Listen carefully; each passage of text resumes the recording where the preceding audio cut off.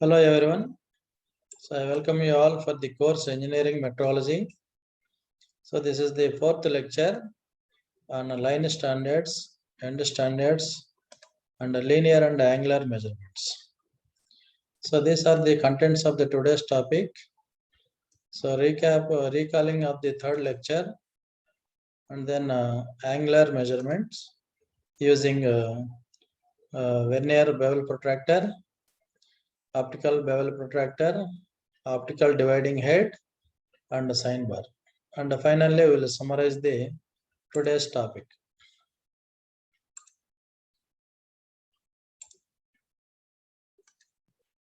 So in the last three lectures, so we used the linear measuring devices for measurement of the length, measurement of the width, measurement of the thickness, measurement of the depth, etc.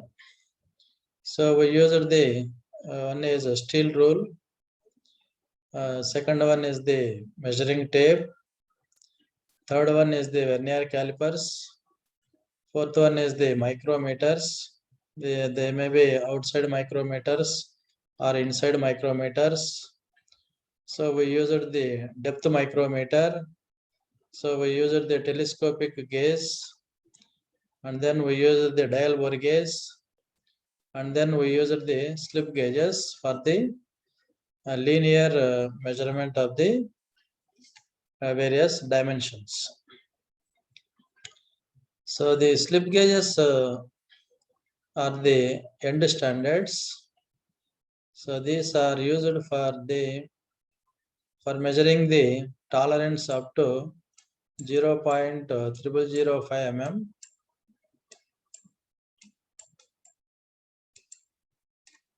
So these slip gauges are made of hardened steel. So these are available in three basic shapes, maybe rectangular, square with a central hole, and a square without a central hole. So the slip gauges are designated into 5 grades. Grade 2, so it is a workshop grade. Grade 1 is a tool room grade where we require a precision for inspecting the vernier calipers, micrometers, and so on. Grade 0 is the inspection grade, precision.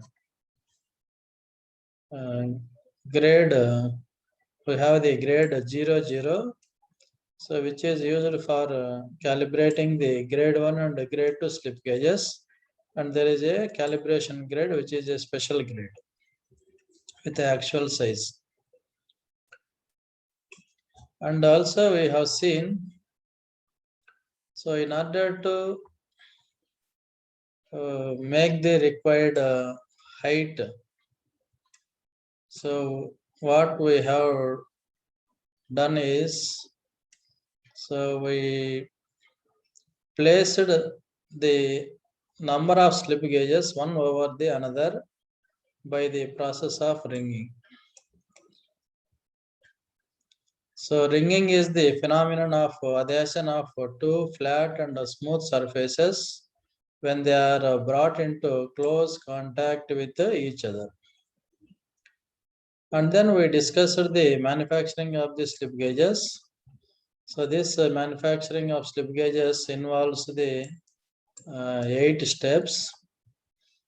In the first step, so we select the high-grade steel blanks of appropriate size. In the second step, so these high-grade steel blanks are hardened and performed on the steel blanks.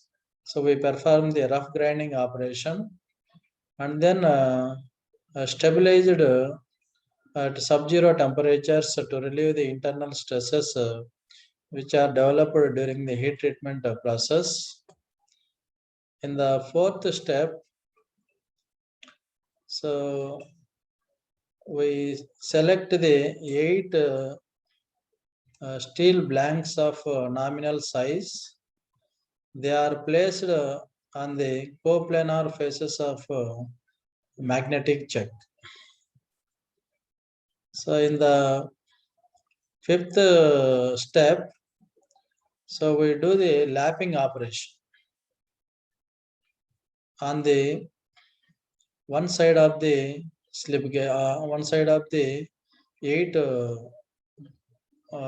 blanks of the workpieces, and then so we will change the position of the slip gauges, top surface to the bottom and the bottom surface to the top side, and again we will do the grind lapping operation to produce the both the top and the bottom surfaces to the to be flat. And then in the seventh step, so in order to get the parallelism and equal size of the components, so what we will do is, so we will interchange the 4 slip gauges out of 8.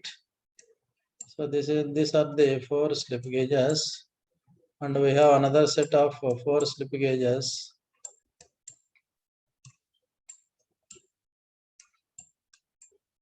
So we will interchange these slip gauges and turned. And also this can be interchanged with this one and turned. And this is also interchanged with this one and turned. And then again we will do the lapping operation. So in order to equalize the sizes of the components and maintain the parallelism of the slip gauges. So whether the slip gauges produced to the required accuracy or not is measured with the measured or compared with the master slip gauge. So for comparing this, you have to remove all the 8 slip gauges from the magnetic chuck, and then you have to pile up all the 8 slip gauges, and then you compare with the master slip gauge by using the comparator. So if any error is found, that error is distributed to all the 8 slip gauges. And then we discussed the application of slip gauges. So these are used for checking the vernier calipers, micrometers and other measuring devices. And for setting up of the comparator to a specific dimension, we use the slip gauges. And the slip gauges are frequently used with the sign bar to measure the angle of the workpiece. And also slip gauges are used to check the gap between the parallel locations. And then we discussed the dial gauge, so which is also called as a dial indicator. So this acts as a comparator, so which is used to compare the workpieces against the master slip gauge. So this is the today's class. So in the workshops or in the tool rooms, so we need to measure the angle of the components very precisely. So let us, some measurements are like tapers of the bores, flank angle and include angle of a gear, angle made by a seating surface of jig with respect to the reference surface, and a taper angle of the jib. So in all these cases, the objective is to measure the angle of the given components using the some angle measuring device. Sometimes the objective of the angle measurement not to measure the angles, but this is the case in the assessment of alignment of machine parts. So measurement of straightness, parallelism and flatness, of machine parts requires high sensitive instruments like autocollimators. So the angle reading from such an instrument is the measure of the error of the alignment.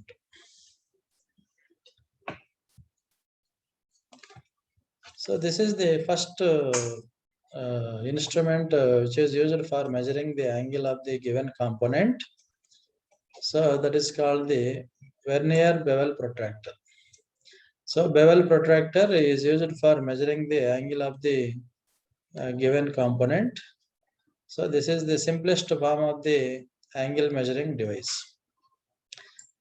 The construction of the vernier bevel protractor consists of the main body. The main body itself consists of the graduated scale, that is called the main scale. This is called the main scale. And there is a acute angle attachment is also mounted on the body of the bevel protractor. So this acute angle attachment can be attached or detached using the lock nut. And we have the stock with working edge. Stock are also called as base plate with working edge is mounted on the body of the bevel protractor. And we have a circular plate with vernier scale is mounted on the body. This is the vernier scale. This is the circular plate mounted on the body. And this circular plate rotates freely on the body. So the circular plate consists of the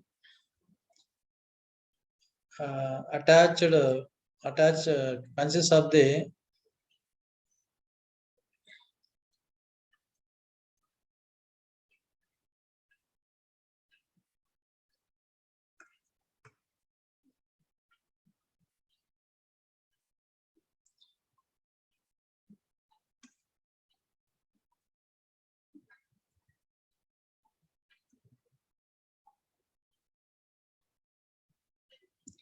adjustable blade.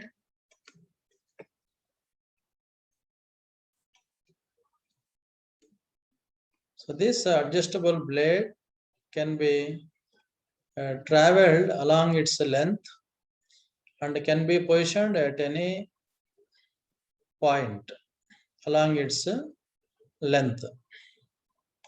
So this adjustable blade may be the length 150 mm or maybe 300 mm length available, and the width of the blade is 13 mm and this thickness is 2 mm.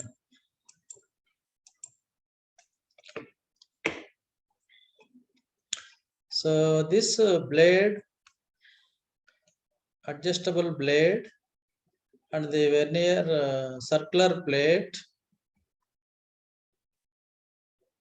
can be moved as a single unit when we measure the angle of the component.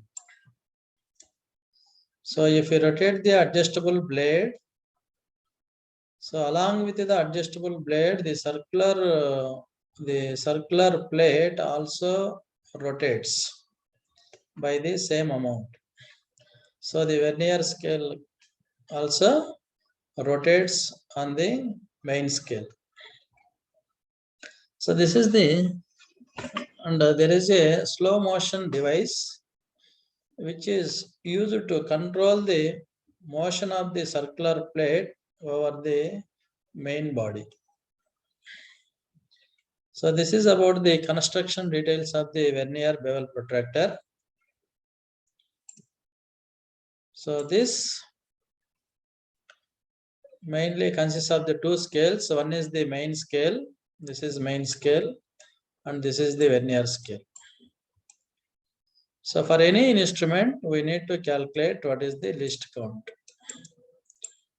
for calculating the value dimension of the components. So here, so this is the main scale, this is the vernier scale, and this is the 0 of the main scale, and this is the 0 of the vernier scale. Both are coincide. So to the left of 0, we have the 12 divisions. To the right of this 0, we have the 12 vernier scale divisions.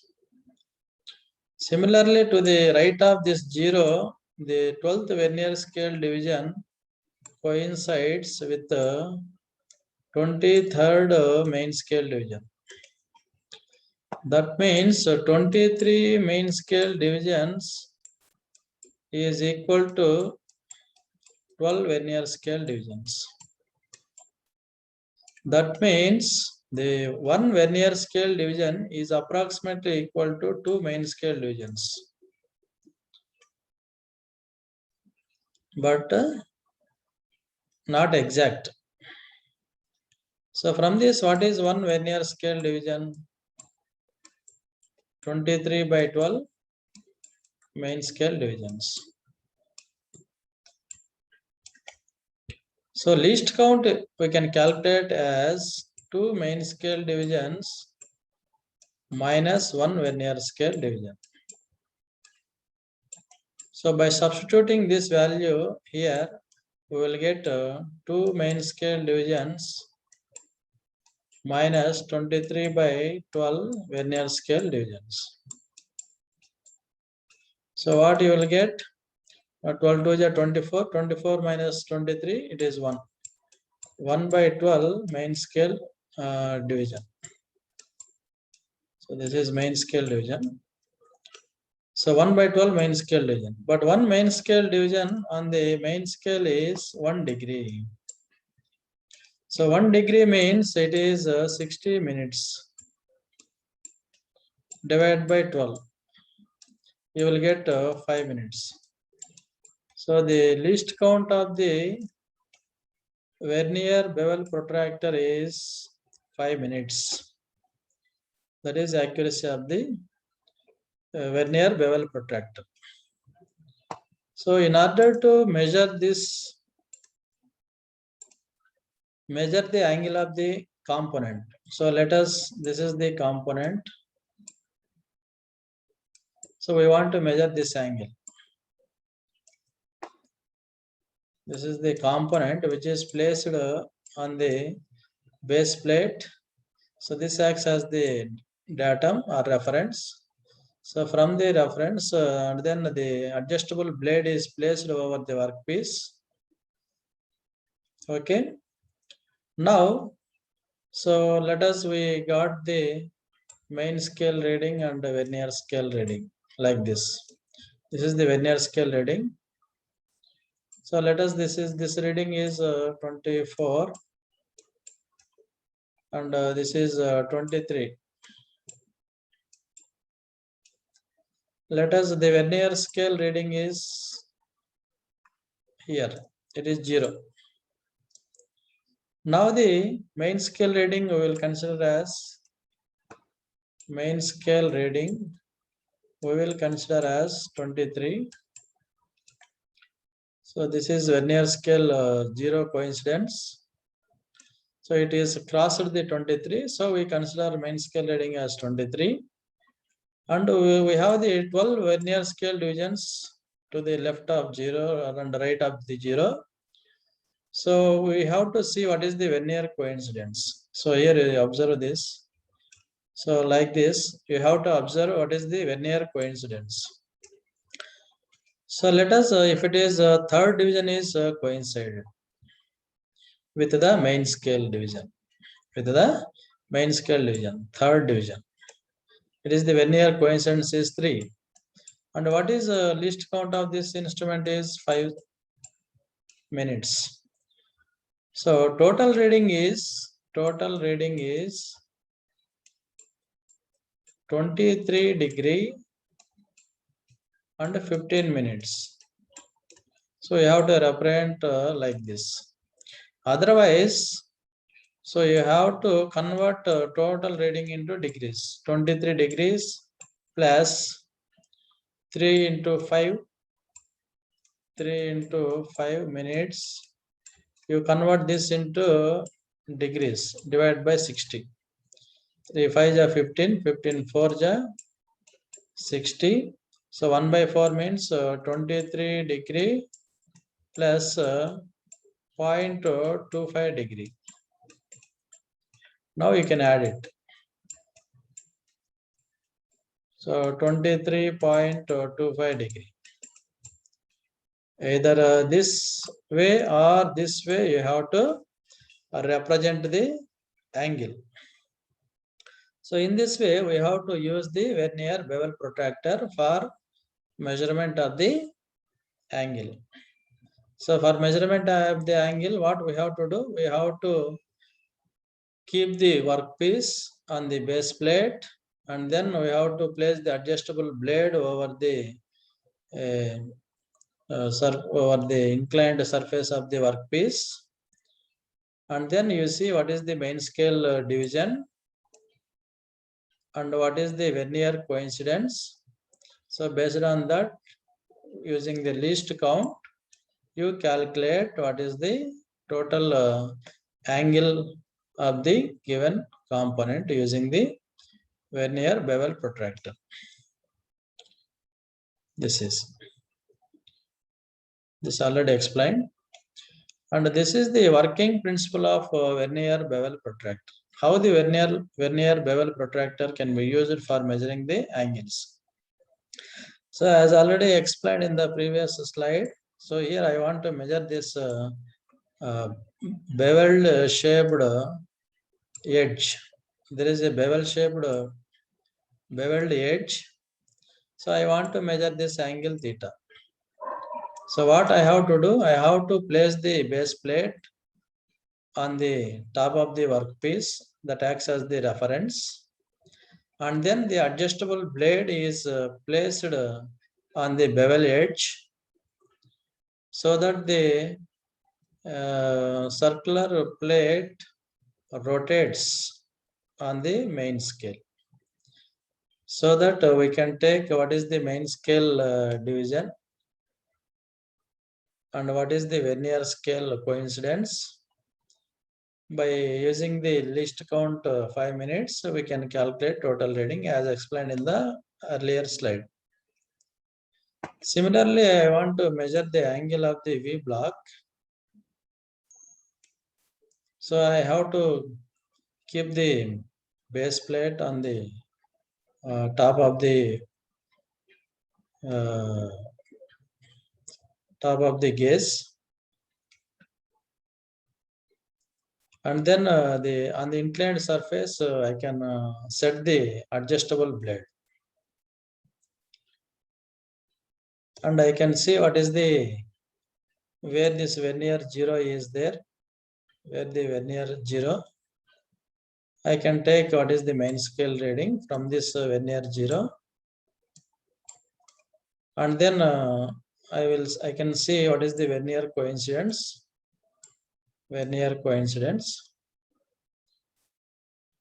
And then multiplying with least count 5 minutes with the vernier coincidence. By adding this value to the main scale reading, you will get the total angle made by this V block.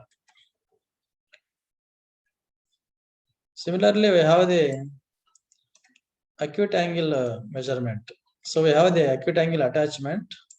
We set this, so we can place the acute angle attachment on the body of the vernier bevel protractor, and then we place the workpiece on the top of this acute angle attachment, and then the adjustable blade is set over the inclined surface of the workpiece. And we can now the circular plate with the vernier scale rotates over the main scale, so that you can find what is the main scale reading and what is the vernier coincidence and its least count. And by using the same procedure, we can calculate what is the acute angle of the workpiece. And inside beveled face angle we want to measure. So here also we can place the base plate on the top of the workpiece, and the adjustable blade is placed over the beveled face of the workpiece, and then we measure the main scale reading, vernier scale coincidence, and by using the least count we can calculate what is the angle using the bevel protractor. So these are all some of the applications where we can use the vernier bevel protractor. So here there is a slant face is there, or beveled face. So I want to measure the angle. So I have to keep the workpiece on the stock or on the adjustable blade, and then I can set the another working edge on the beveled face or slant face, so that we can measure what is the angle. Similarly, I can measure the angle of this shape using the vernier bevel protractor. Similarly, so we can measure the angle of this shape, pentahexagonal shape of the sides of the hexagonal shape angle.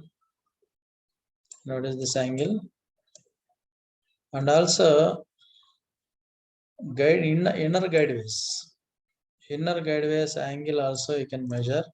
Similarly, here also inner guideways angle, and also the included angle of the workpiece also you can measure using the vernier bevel protractor. So here also there is a inner guideways. What is the angle, included angle? And also you can measure the angle of the bevel gear teeth angle you can measure, and also you can measure the or check the perpendicularity of the side, and you can also measure the angles of the different shapes of the components. And measuring the acute angle using the acute angle attachment already explained. It is the obtuse angle measurement for measuring the obtuse angle. So this is the actual vernier bevel protractor. This is the adjustable blade, and there is a magnifying glass is there, magnifying glass. So under which we have the turret. On the turret there is a vernier scale. So in order to see the vernier scale and vernier coincidence on the main scale, so this magnifying glass is useful. And here also there is a workpiece. So we want to measure the angle of this workpiece. So in order to measure the angle of this component, first we have to place this component on the surface plate, and then you place the bevel protractor onto the surface plate one working edge, and another working edge is placed over the inclined surface of the workpiece.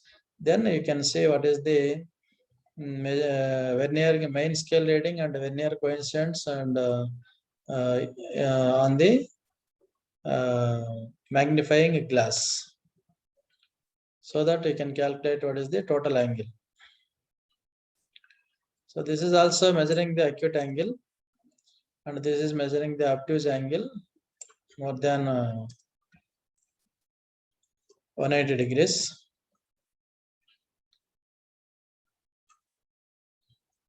And you can also check if the component is bent like this, what is the angle of this component.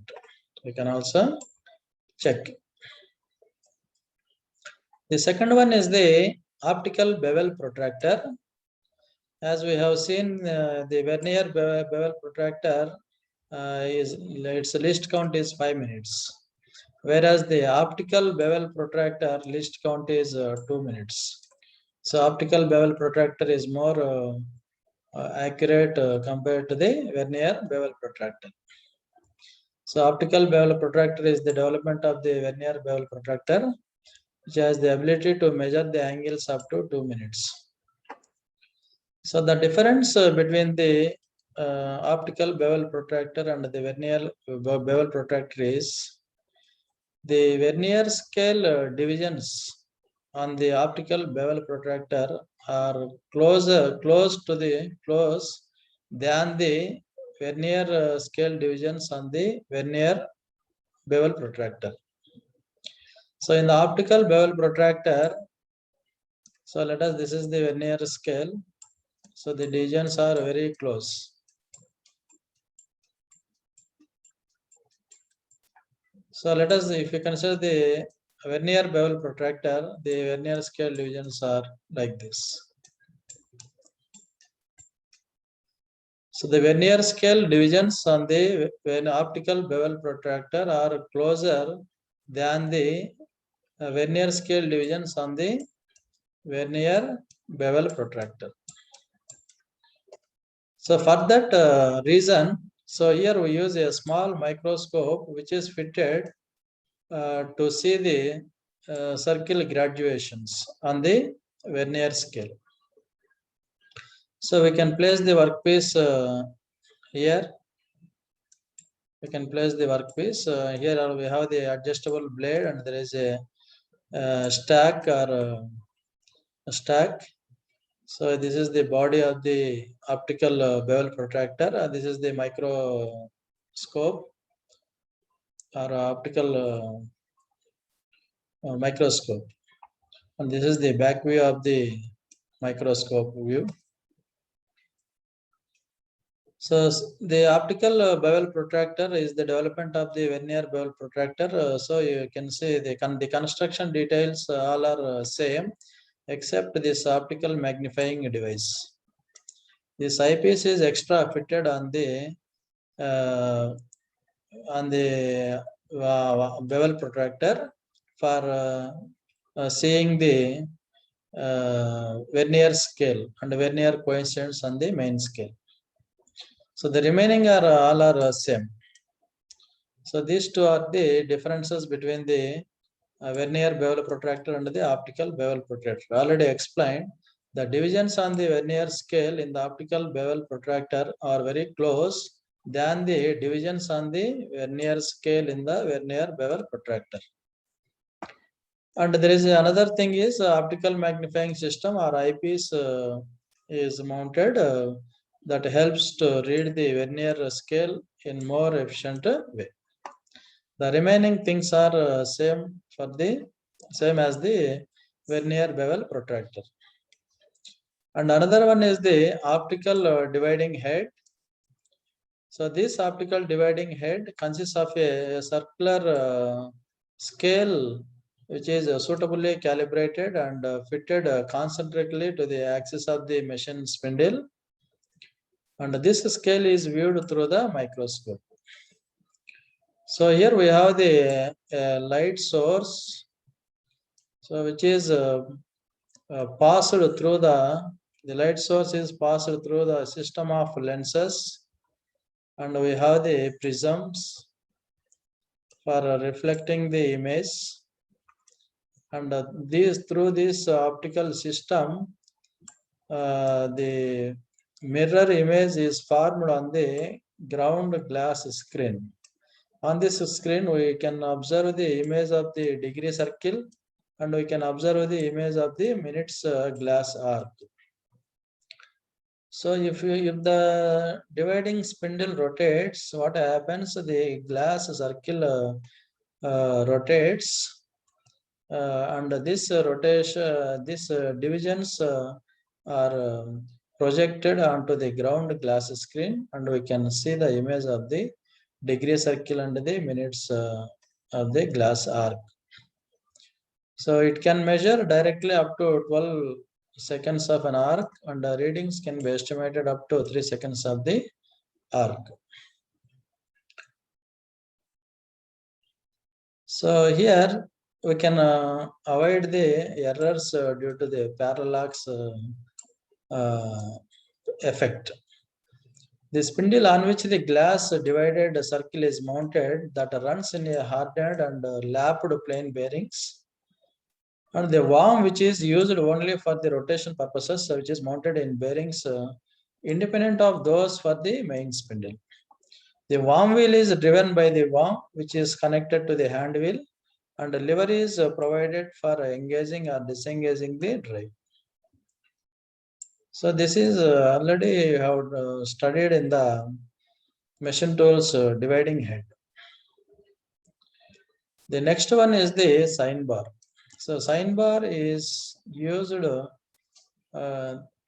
it is an end standard used for measuring the angle of the given component more accurately by using the sine principle.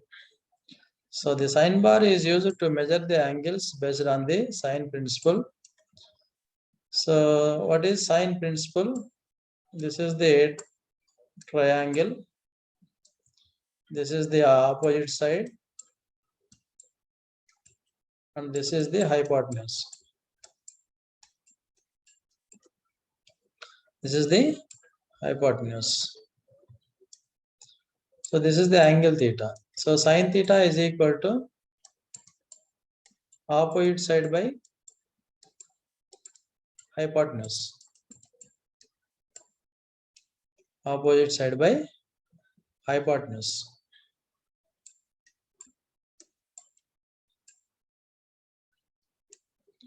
Okay. So if you know the opposite side and if you know the hypotenuse, you can calculate the angle theta using the sine principle. So that is used in the sine bar. So here the upper surface forms the hypotenuse. This is the upper surface which forms the hypotenuse of the triangle, that is formed by a steel bar terminating in a cylinder near each end. So when one of the cylinders called a roller, these cylinders are called the rollers. He is resting on the flat surface. Generally, the surface plate is considered as a flat surface that acts as a datum. So we place the one roller, this roller on this flat surface, and then we can set the sine bar to the desired angle by raising the second roller or second cylinder. So here some relief valves are provided throughout the width of the sine bar to reduce its weight. So these sine bars are available in 100 mm length,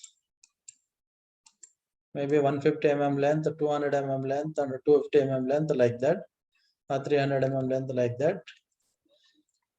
So this height we can make it with the help of slip gauges. So you can know the what is the height of the slip gauge height, and the distance between the two cylinders or two rollers represents the length of the sine bar. So this length is fixed, right? Based it depends upon the sine bar you have taken or chosen. The length is fixed. If you find the h value, and you can calculate what is the angle theta, because it is h by L. Sine theta is equal to h by L. L is fixed, that you know.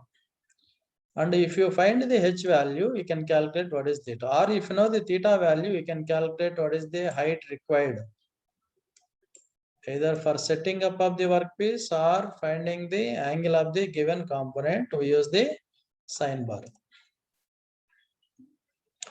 So the sine of the angle formed between the upper surface of the sine bar and the surface plate is given by this relation. Sine theta is equal to h by L, where h is the height difference between the two rollers and L is the distance between the centers of the rollers. So sine bars alone cannot be used for measuring the angle of the given component. So this can be used in combination with the slip gauges for measurement of the angles very precisely.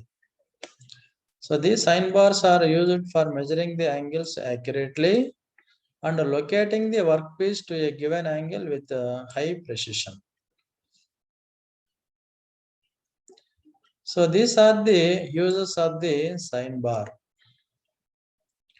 So we can use the sine bar for locating any work to a given angle. So for locating the work, so we need a datum or we consider a surface plate.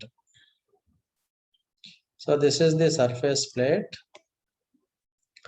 On the surface plate, so the sine bar has two ends. One is the open end and another end is the closed end. So the closed end should be at the upper side and open end should be at the lower side.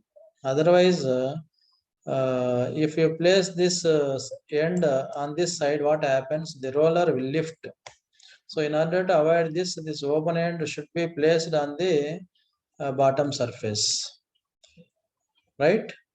And in order to locate the any work to a given angle. Suppose if we want to set the workpiece to 30-degree angle, right? If you know what is the length of the sine bar, right? You need to calculate what is the height required for the slip gauges. So by using the different slip gauges, so you can pile up to the required height. And then you remove the sine bar and you set the workpiece using this. You can also use the sine bar for small components, for measuring the angle of the small components. So if we want to measure the angle for the small components, first what we have to do is we have to measure the approximate angle of this component using the vernier bevel protractor. After that, we set the sine bar on the surface plate to the known approximate angle theta using the slip gauges. Then we have to place the dial gauge over the workpiece one end and then it is moved to the other end. If there is any error is observed, then you have to change the size of the slip gauges till you read the dial gauge 0 reading. So in that way, you have to find out the size of the height of the slip gauges. And then you know what is the length of the sine bar. So you can calculate what is the angle of the given component. If it is a small sized component, this is the procedure. If the component is very large sized, where the component cannot be placed over the sine bar. So in that case, the sine bar is placed over the component in the inverted position. And we can use the two vernier height gauges on both sides of the component. And then, so the pointers are the, what we call it as indicators, right? Pointers can be placed over the cylinders or measuring faces. So the measuring faces of the two vernier height gauges is placed over the rollers. And you see what is the reading of vernier height gauge 1 and the another vernier height gauge. The difference between the two vernier height gauges gives the what is the height? What is the height h? The difference between reading R1 and R2 gives the h value. And if you know what is the length of the sine bar L, that is this length L, you know. This h you know and this L you know, and you can calculate what is the angle theta using the sine principle. So sine theta is equal to h by L. If you know this h value is obtained from the two vernier height gauges. The readings difference is the h, and L is the length of the sine bar, and you can calculate what is the angle of the component if the component is very large or heavy. This is the another method where the size of the component is heavy or large. So in that case, we place the component on the reference surface, and then we place the sine bar on the inclined plane, and then we adjust the we can pile up the height, approximated height, such that the top surface of the sine bar is parallel to the base. Then you have to locate the dial indicator on the top surface of the sine bar, and then it is moved. If any deviation is observed, then there is a error in the parallelism. That thing you have to add or subtract depending upon the situation. And then based on this, you can calculate the angle. Similarly, the sine bars can also be used for setting up of the lathe machine for taper turning operations. So this is the workpiece on which we want to produce the taper. So for that we have to set the tailstock to certain angle. For setting above the tailstock to certain angle, so with this reference, this is the reference bar. So from the reference bar, we need to set the workpiece to certain angle with the help of this sine bar and slip gauges.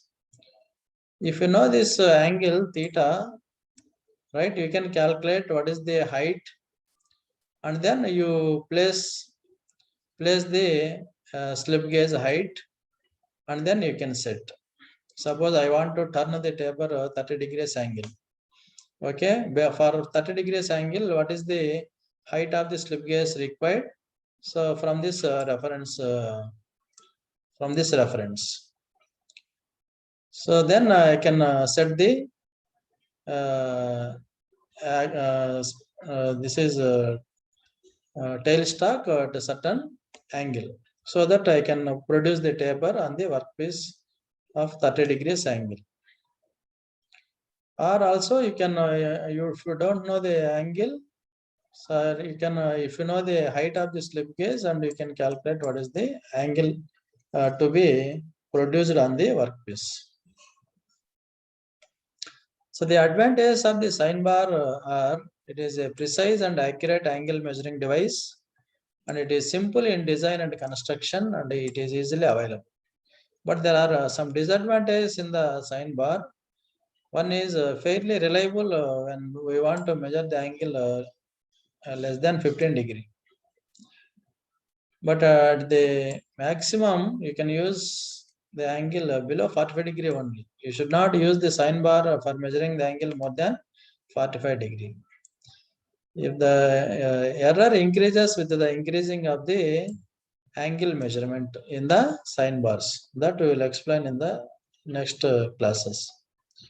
And it is very difficult to handle and position the slip gauges, and the sine bar is physically clumsy to hold in position, because it has certain weight also. It is a clumsy to hold in position. That's why generally the holes are produced to reduce its weight. The application is limited for a fixed center distance between the two rollers. Slight errors of the sign bar can cause large angular errors. There is another one is called the sign center.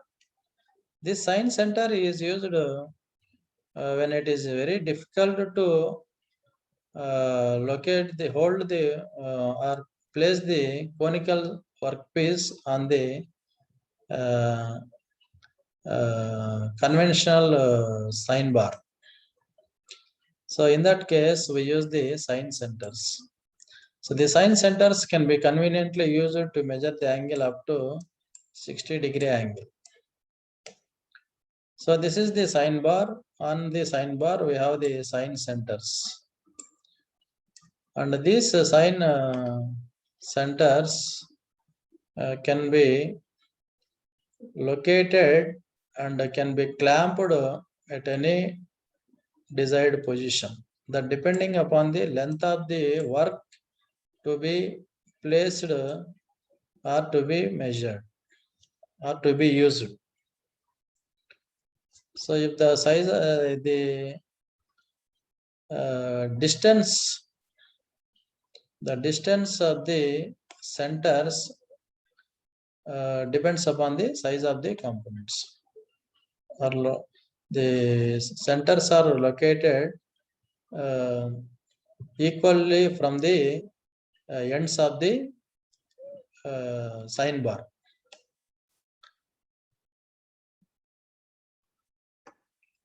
So sign center is basically a sign bar with block holding centers, which can be adjusted and rigidly clamped in any position, and used for testing the conical work centered at each end as shown in the figure. So this is extremely useful since the alignment accuracy of the centers ensures that the correct line of measurement is made along the workpiece. So the centers can also be adjusted depending upon the length of the conical workpiece. Right? The centers can be adjusted to the ends depending upon the length of the conical workpiece to be held between the centers. So this is the procedure, the usage of the sign center. The one end of the sign bar is pivoted at one end, and then the workpiece is held between the two centers. The conical workpiece is placed between the two centers of the sign center, or two centers, two holding centers, and then we can raise the slip gauges to the certain height. The difference, so here we place the dial indicator, and then we will move along the length of the workpiece. So if any deviation is observed, then you can change the size of the or height of the slip gauges till it reads zero reading. So then here the height of the slip gauge is h, and this is let us even what is this is height is h1 and this height is h2. The difference in height h2 minus h1, okay, divided by, that is the length between the centers, which gives the angle of the given workpiece.